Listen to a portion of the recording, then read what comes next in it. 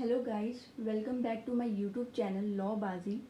ये एक ऐसा चैनल है जहाँ पर मैं डिफरेंट सोशल टॉपिक्स पर और डिफरेंट लीगल टॉपिक्स पर डिस्कस करती हूँ और लोगों को बताती हूँ जो अवेयर नहीं है कि हमारे पास किस चीज़ के लिए कौन सी लीगल रेमेडीज़ हैं। तो अगर आपने अब तक मेरा चैनल सब्सक्राइब नहीं किया है तो प्लीज़ आप जल्द से जल्द सब्सक्राइब कीजिए। अगर वीडियो पसंद आए तो उसे प्लीज़ आप शेयर कीजिए। Thank you.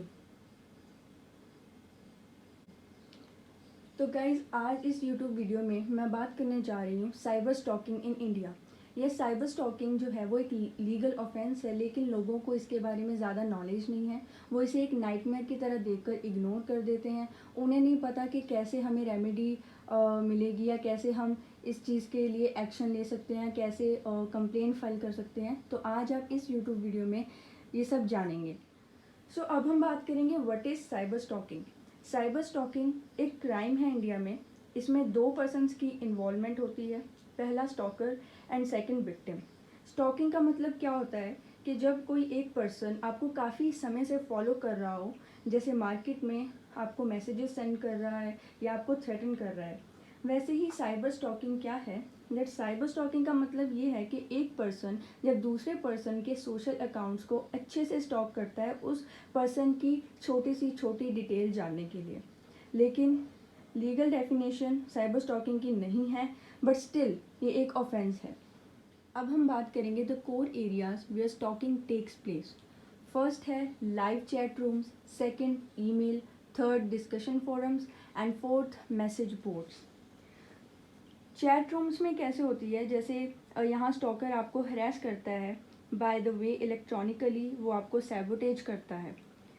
Email and discussion forums and as well as message boards, यहाँ पर स्टॉकर जो है वो ऑब्सीन जंक जो है वो पोस्ट करता है under the name of the victim, under the contact number and address of the victim.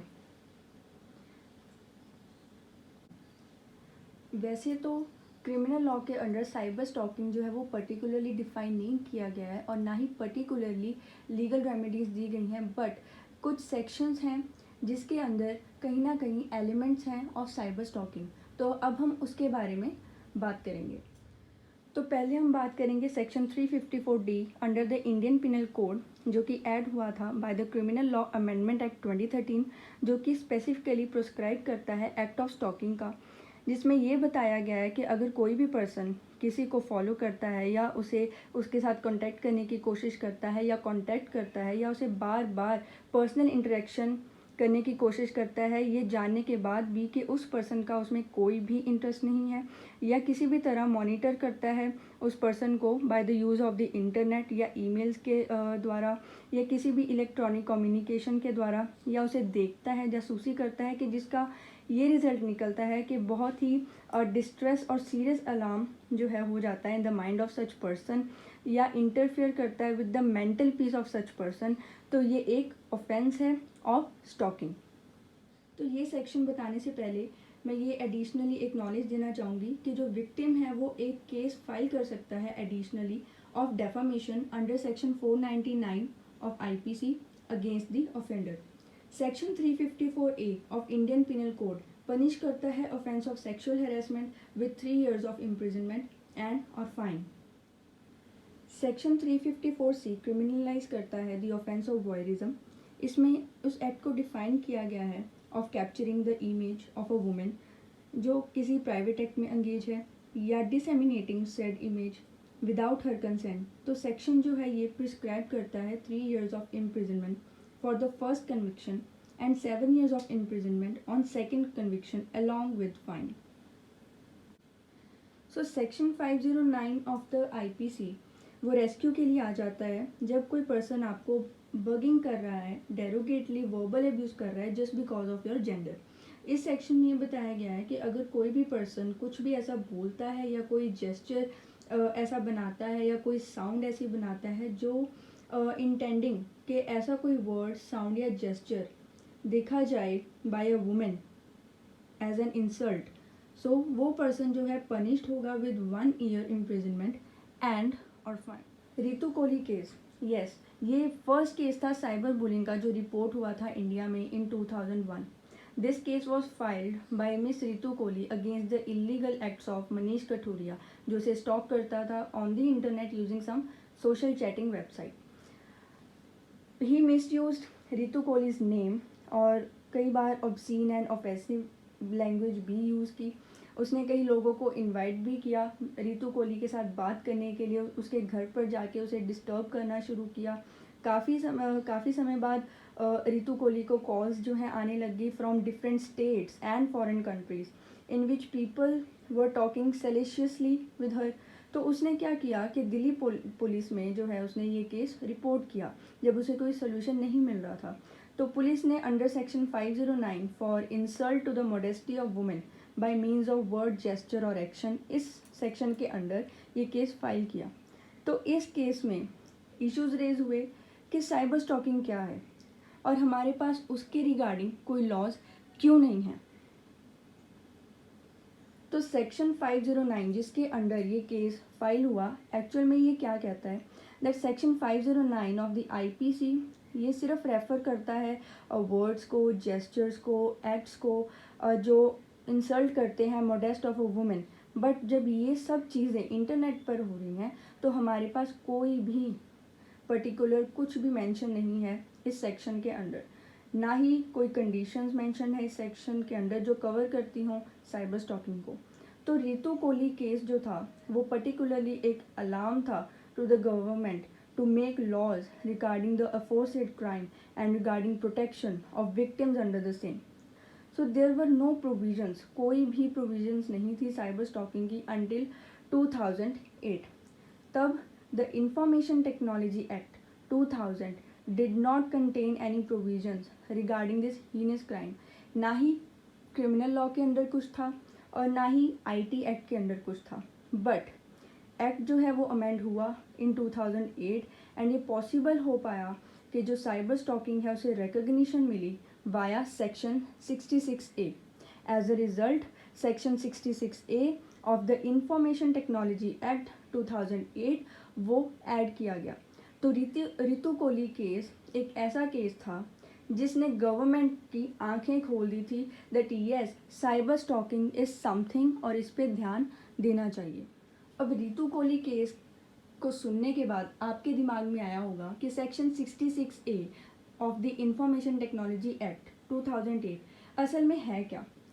तो इसके अंदर ये प्रोविजंस आई कि कोई भी पर्सन कुछ भी भेजता है bye means of computer resource और कम्युनिकेशन डिवाइस, कुछ भी ऐसी इंफॉर्मेशन जो ग्रॉसली ऑफेंसिव है और या उसका मिनेसिंग करेक्टर है या कोई भी ऐसी इंफॉर्मेशन जो उसे पता है कि वो गलत है but just to create the annoyance और इनकन्वीनियंस या danger, obstruction, insult, injury, criminal intimidation, enmity, hatred और इलविल, वो इस चीज़ को जो है किसी कंप्यूटर रिसोर्स या किसी कंप्यूटर डिवाइस से उसे फैला रहा है.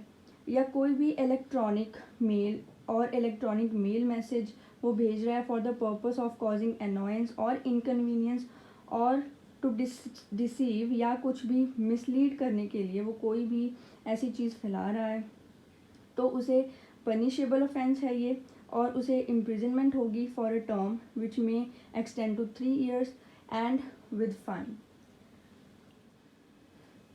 तो अब तक हमने ये बात करी कि साइबर स्टॉकिंग क्या है और हमारे पास क्या लीगल रेमेडीज़ हैं और कौन सा केस था जो साइबर स्टॉकिंग को सामने लेकर आया. बट हमें ये नहीं पता कि हमें कंप्लेंट कैसे लॉन्च करनी है बिकॉज ये फर्स्ट स्टेप होता है टू कमेंस द इन्वेस्टिगेशन. तो सबसे पहले आता है साइबर सेल. साइबर सेल जो है इस्टेब्लिश हुए हैं particularly for the cyber crime. इसमें क्या है that a victim can go in the cyber cell और वो अपनी कंप्लेंट जो है लॉन्च कर सकते हैं. बट अगर किसी भी रीज़न के कारण आपके सिटी में या आपके आसपास साइबर सेल्स नहीं हैं तो आप FIR लॉन्च करवा सकते हो इन द पुलिस स्टेशन. अगर किसी भी रीज़न के कारण FIR लॉन्च नहीं हो रही है इन द पुलिस स्टेशन तो आप कमिश्नर के पास जा सकते हो और आप जुडिशल मजिस्ट्रेट के पास जा सकते हो in the jurisdiction of your city. और एक पुलिस स्टेशन बाउंड है to launch the FIR irrespective of its jurisdiction. तो सेकंड पे आता है ऑनलाइन ग्रीवियंस रिड्रेसल. कई औरतें जो हैं वो हेजिटेट करती हैं पुलिस स्टेशन जाने के लिए, बिकॉज़ उन्हें होता है कि वो हरास होंगी या उनकी बदनामी होगी, तो इसलिए वो पुलिस स्टेशन नहीं जाती हैं। तो जो औरतें पुलिस स्टेशन नहीं जाना चाहती हैं तो वो आ सकती हैं एंड वो कंप्लेंट फाइल कर सकती हैं against stalking at the national commission for women. This commission takes up the matter with the police. ठीक है, ये कमीशन जो है वो पुलिस के साथ मैटर लेता है एंड इन्वेस्टिगेशन करते हैं। और जो अगर कोई सीरियस ऑफेंसेस हैं तो कमीशन जो है वो एक इंक्वायरी कमेटी बिठाती है, जिसमें इस मैटर पर बात होती है, इंक्वायरी होती है, एविडेंस कलेक्ट करते हैं एंड एग्जामिन करते हैं विटनेस को, समन्स जो हैं एक्यूज को भेजे जाते हैं एंड पुलिस रिकॉर्ड्स जो हैं बनाए जाते हैं for the further investigation. Third आता है रिपोर्ट टू द वेबसाइट्स। कई सोशल मीडिया वेबसाइट्स पे यूज़र्स जब अकाउंट बनाते हैं तो उनको ऑप्शन मिलता है रिपोर्ट। तो जब आपको कोई ऐसे अकाउंट से ऑब्सीन पिक्चर्स आती हैं या कोई वल्गर मैसेज करता है तो आप रिपोर्ट कर सकते हो। Fourth, report to CERT। The information technology amendment act 2008। इस एक्ट ने डेजिग्नेट किया the Indian computer emergency response team को as the national nodal agency, जो ऐसे इश्यूज़ को टैकल करती है। वो इशू करते हैं guidelines on the procedure, prevention, reporting and response to cyber incidents among other functions. अगर आप विक्टिम हैं ऑफ साइबर स्टॉकिंग तो ये आपके लिए बहुत इम्पॉर्टेंट है कि आपको क्या करना चाहिए और क्या नहीं करना चाहिए। तो जैसे आप जानते हैं कि साइबर क्राइम वर्चुअल वर्ल्ड में होता है, तो ये बहुत ही डिफ़िकल्ट है एविडेंस कलेक्ट करने के लिए अगेंस्ट द ऑफेंडर। तो अगर आपको कोई ऐसी फ़ोटोज़ आती हैं या आपको कोई ऐसी मेल आती है तो प्लीज़ प्लीज़ इमीडिएटली उसे डिलीट ना करें। ठीक है, उस कोई भी इंफॉर्मेशन जो है उसे डिलीट ना करें, क्योंकि ये हेल्प कर सकती है इन्वेस्टिगेटर्स को ताकि वो ट्रेस कर पाएँ उसकी ऑनलाइन एक्टिविटीज़ को। साइबर स्टॉकर्स जो हैं वो ईज़िली अपने एविडेंसेस को हाइड कर सकते हैं। सो अगर आपके पास कोई भी ऐसा एविडेंस है तो आप उसे प्लीज़ वाया प्रिंट आउट्स या स्क्रीनशॉट्स की तरह रखें। आपको जैसे मैंने पहले बताया दैट वेबसाइट में जो है आप वहाँ पर रिपोर्ट कर सकते हो, और फर्स्ट इंफॉर्मेशन रिपोर्ट ज़रूर फाइल करें ताकि इन्वेस्टिगेशन जो है वो शुरू हो सके ऑफ द साइबर क्राइम। तो in the conclusion, Ritu Kohli case एक ऐसा केस था जो साइबर स्टॉकिंग को लाइमलाइट में लेके आया। आज 21st सेंचुरी में भी लोगों को साइबर स्टॉकिंग के बारे में एग्जैक्ट नॉलेज नहीं है, they are unaware about it. There is no use of legal remedies. Legal remedies का तब तक यूज़ नहीं है जब तक लोगों को यही नहीं पता होगा कि साइबर स्टॉकिंग क्या है। थाउजेंड्स ऑफ द केसेस जो है वो लॉज सिर्फ इसलिए नहीं होते हैं क्योंकि लोग इसे जस्ट एक इंसिडेंट की तरह इग्नोर कर देते हैं और मूव ऑन हो जाते हैं। ये सिटीजन्स की ड्यूटी है, जो लोग वेल अवेयर हैं अबाउट द साइबर स्टॉकिंग, जिन्हें पता है कि क्या रेमेडीज़ हैं, क्या प्रोसीजर हैं, तो ये उनकी ड्यूटी बनती है कि वो ये रूल्स एंड लॉज उनको समझाएं जिनको इसके बारे में कोई नॉलेज नहीं है। थैंक यू सो मच मेरी ये वीडियो देखने के लिए। अगेन आई एम सेइंग, अगर आपको ये वीडियो अच्छी लगी तो प्लीज़ इसे शेयर करना, बिकॉज साइबर स्टॉकिंग आजकल बहुत बढ़ रहा है। बिकॉज जैसे जैसे टेक्नोलॉजी बढ़ रही है वैसे ही ऑफेंसेस जो हैं रिलेटेड टू इंटरनेट वो बहुत बढ़ रहे हैं। तो जिसको इस बारे में नॉलेज नहीं है कि साइबर स्टॉकिंग क्या होता है, या अगर उनको नॉलेज है बट ये नहीं पता कि वो क्या करें, तो प्लीज़ आप ये वीडियो उनके साथ शेयर करें ताकि उन्हें नॉलेज मिले और वो आगे सोच सके कि उन्हें क्या करना चाहिए और क्या नहीं। Thank you.